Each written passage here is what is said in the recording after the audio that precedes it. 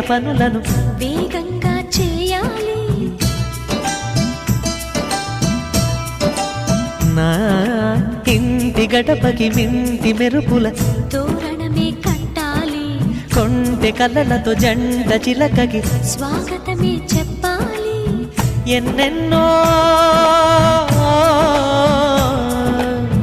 ఎన్నెన్నో చేసినా ఇంతేనా అనిపిస్తుంది. ఏ పని తోచక దిగమగ పెడుతుంది. గుండె గూటికి పండుగొచ్చింది.